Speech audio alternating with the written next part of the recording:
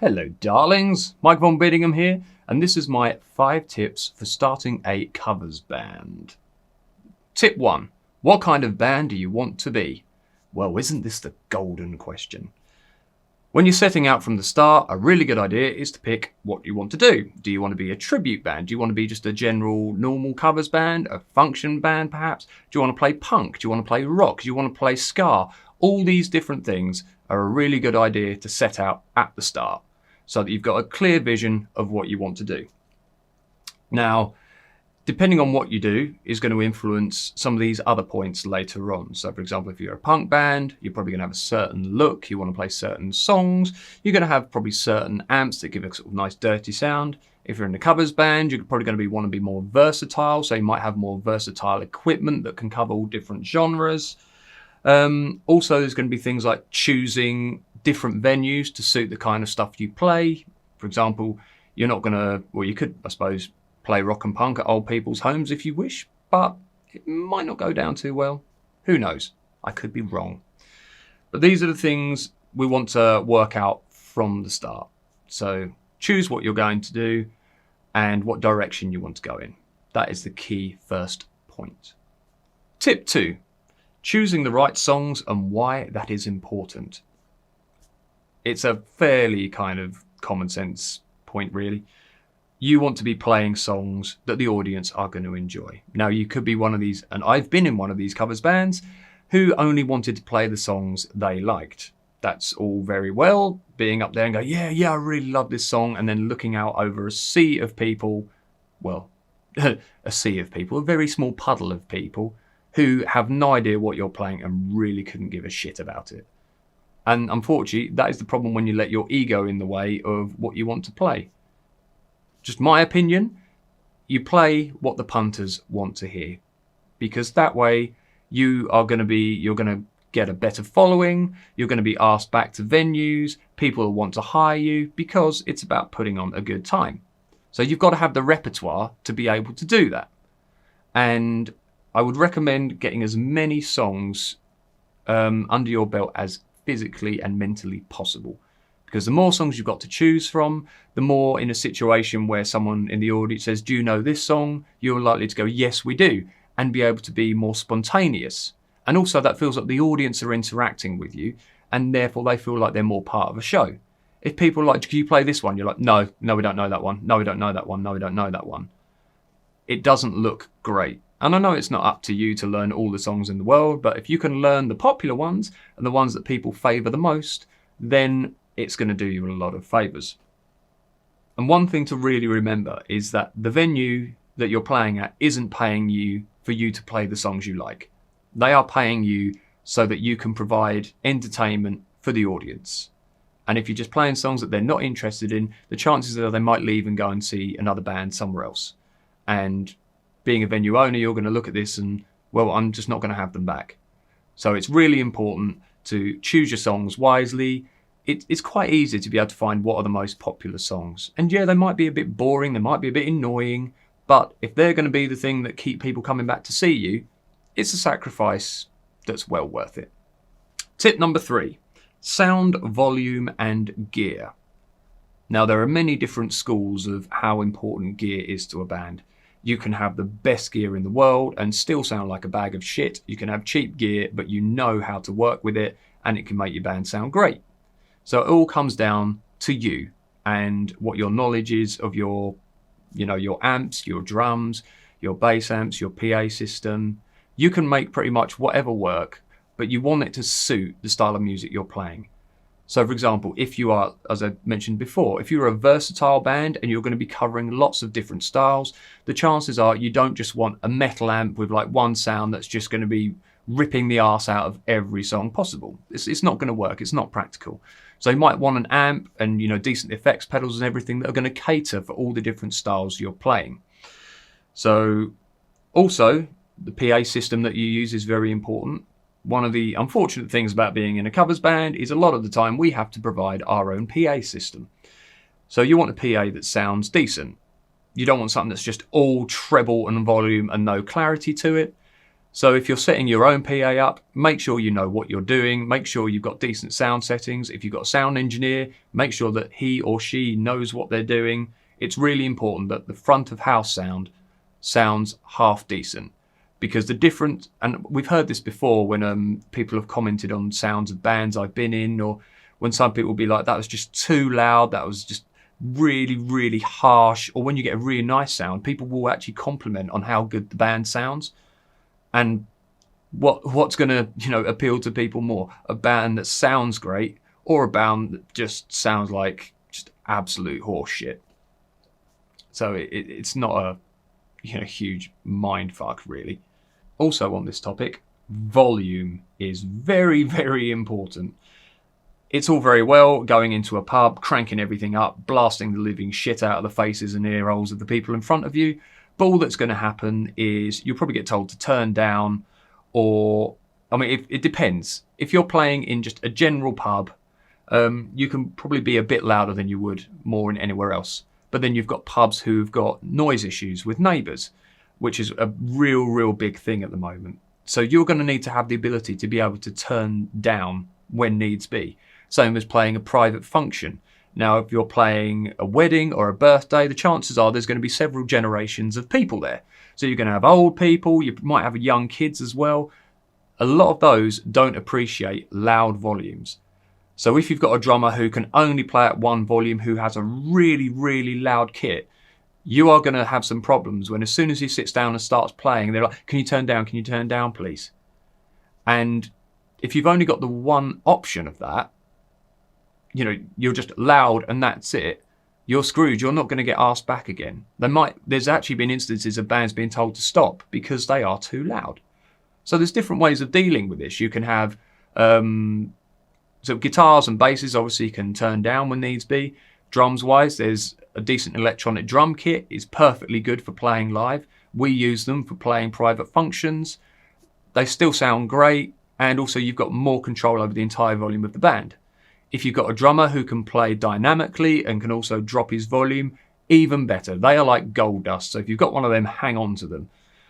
They can also use different kits. I know drummers who've got different kits for different occasions. So they've got a lot quieter kits for, say, private functions. They've got louder kits for playing in pubs and larger venues. But for us covers bands, we need to be versatile in that department. So in the volume and the sounds we have. So again, if you're in a metal band or a punk band, you can probably get away with kind of an amp that's just going to have a nice thrashy sound to it, a lead tone, rhythm tone, a couple of effects, job done. If you're covering more genres, so you're going from kind of rock to pop to reggae to ska, to some heavy stuff or whatever, to funk, you are going to need gear that is versatile. Tip 4, looking the part. Again, this is one of those things that is a kind of controversial. There's many different schools of thought. Some people think that you shouldn't have to get dressed up for playing gigs. Some people really don't like doing it. Some people think you should because it promotes more of a sort of professional look to the band. In truth, there is no right or wrong, but there's some kind of, again, common sense ideas. If you're playing a wedding, you don't want to stand up on stage dressed in something that makes you look like a homeless guy. You've just been dragged off the street and a guitar has been thrown at you. It doesn't look the part. These people are going to be having photos taken of their wedding. It's their special day. So if you're in the background, just say wearing the most shitty clothes you've got because you couldn't be asked, it's not going to look good for the bride and groom, and they're probably not going to really be overly chuffed that you've done that. If you're playing in just a pub, people probably aren't going to care that much, but if you still make the effort, then it will probably be more appreciated and look visually better.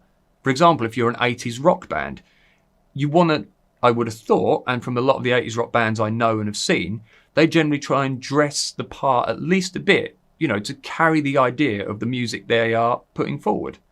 Again, if you're a punk band, it would look a little bit weird if everyone was sort of dressed up like jazz club musicians. So if you're a punk band and you're playing in a real fast, edgy punk, you probably want to look the part as well. So again, it's down to the individuals in the band and what they want to do. But if you're trying to create a professional outfit, especially for playing functions, I would advise, and a lot of people I know would advise, dressing the part, being smart where you need to be, being quirky and cheeky where you need to be. Think of your audience and what would please your audience. Tip number 5, the right musicians and the right attitude. This could possibly be one of the most important tips of the whole thing. The right musicians. We have all been in bands with musicians who have got egos, who don't know their arse from their elbow, are shit at learning songs, turn up to venues late, turn up to wrong venues. You name it, it's out there. Musicians aren't always the greatest people to work with. So making sure you get the best musicians you can from the start is really important. They don't need to be technically the best. You know, everyone's got different skill levels. As long as they can play the music to a decent level that you're aiming for, great. If they've got the right attitude, that is more important, because being in a band is like being part of a family. You're going to spend a lot of time with these people. You don't want to have sort of attitudes flaring up and just people getting on each other's tits. It's something you don't need. You're out there, you're trying to put on a show, you're trying to entertain your audience. And if you're sitting there sort of like side-eyeing each other and glaring at each other and being really fucked off with each other, it's just going to look shit. And it's going to make your time in the band completely unenjoyable. So find like-minded people who are going to sing from the same song sheet as you. When you all get together, make sure you've got the same destination in mind of where you want this band to go, that you want to be doing the same things, you've got the same attitude about turning up, about dressing up, whatever you want to do, just try and find like-minded people, and that will make your life so much easier. Regarding personal egos, seriously, just swallow it, shit it out, kick it to the curb, because people will not appreciate it. If you think you are God's gift to whatever instrument you play, people are just going to think you're a wanker, and you will get notoriously known for being a wanker. You are in a covers band, you are playing whatever size venue, you are not playing Wembley. You can put on a show like you're playing Wembley, by all means, give it everything you've got. But if you come off on stage believing that you are a complete rock star, all you are is a bit of a cunt. And people around you will notice it, they won't appreciate it. Venues don't like dealing with people who are assholes. They're not going to throw you a bone if for any reason, if you are an asshole. Okay, if your band can rake in and fill the house every night that you play to capacity, they will probably tolerate you.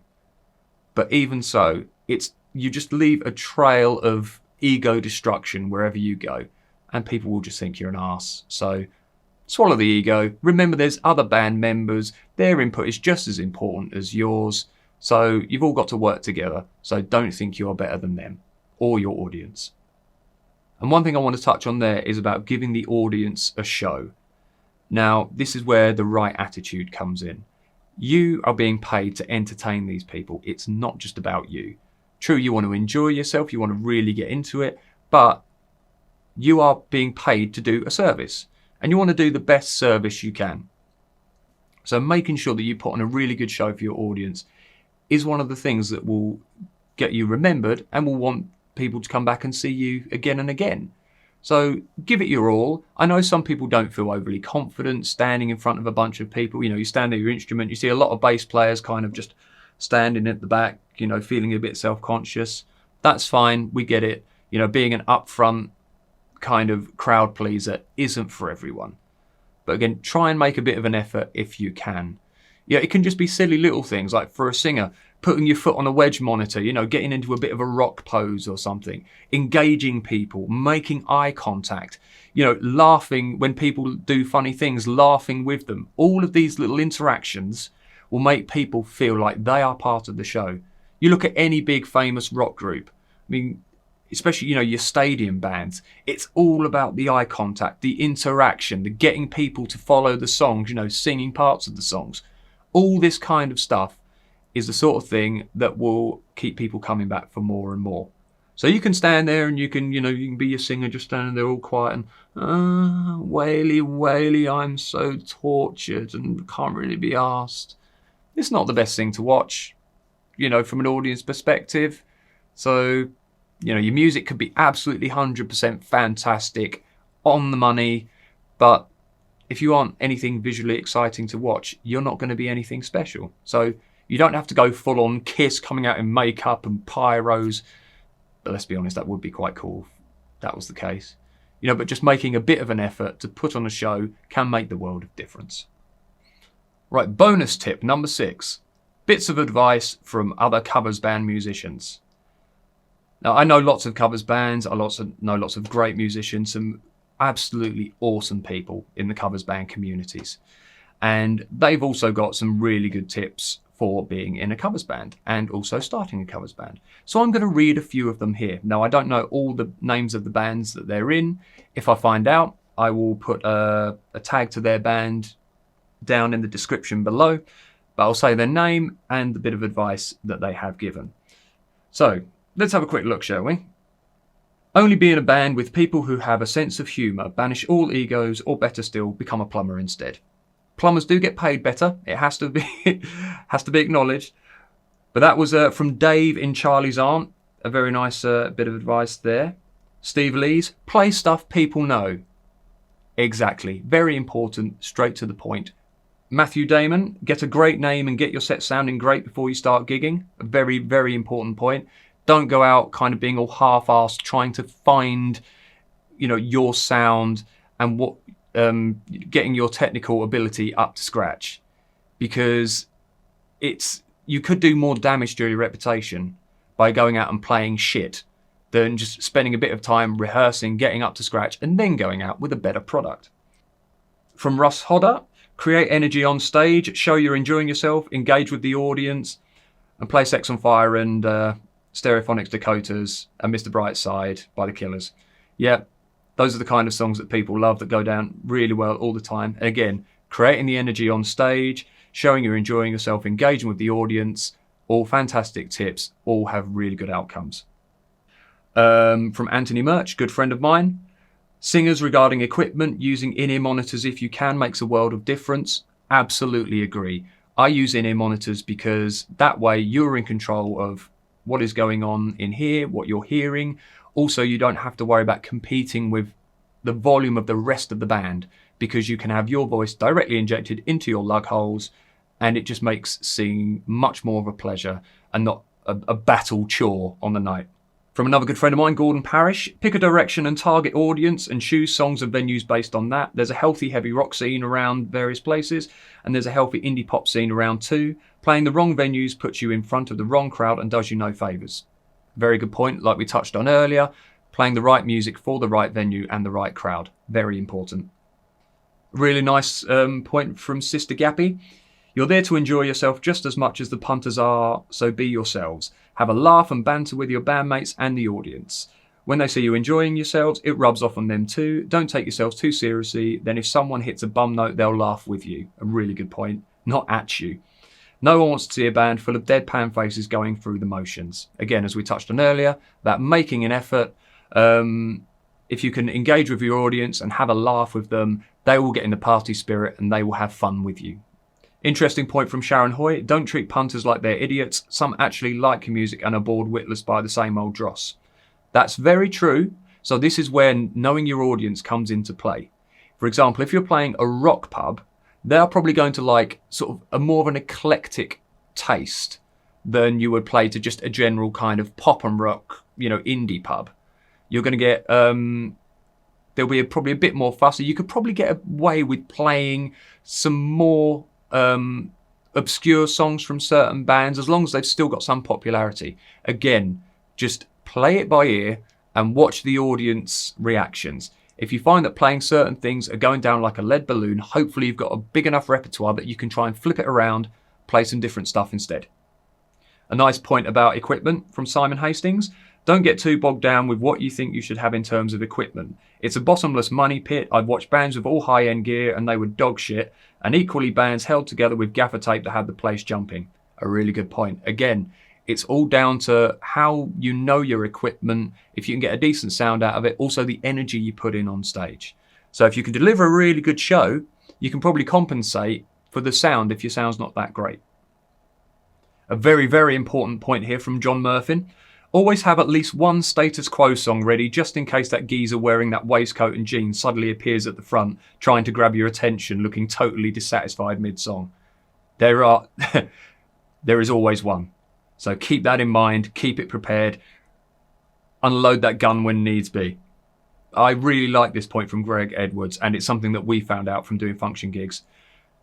Don't give the client carte blanche over the set list, even if they ask to. By all means, let them mention if there's a particular song they want and indeed don't want. But you're the one playing the music with more experience. You'll learn what does and doesn't work and how to tailor a great set list for different audiences. A really, really good point there. I've played at gigs where they've said, yeah, we love rock music, we just want all rock. And we're like, okay, you're paying. We played all rock. The only people who were interested were the bride and groom. The rest of the punters could not have given a shit. And they just sat at the back, just wondering what the hell was going on. So even though these people are paying, you still need to maintain some element of control. The same as a DJ. Now, if a DJ just tailored his set to one person, he could lose the entire dance floor. You've got to go with what is keeping those people dancing. It's really important. So that's our 5 tips of starting a covers band. Hope that's been of some use, and I just want to thank all the guys from the Essex Cover Band Facebook group. You're all cracking people. Played with many of you, and hope to play with you in the future and many more. So take care, everyone. See you later, and God be with you.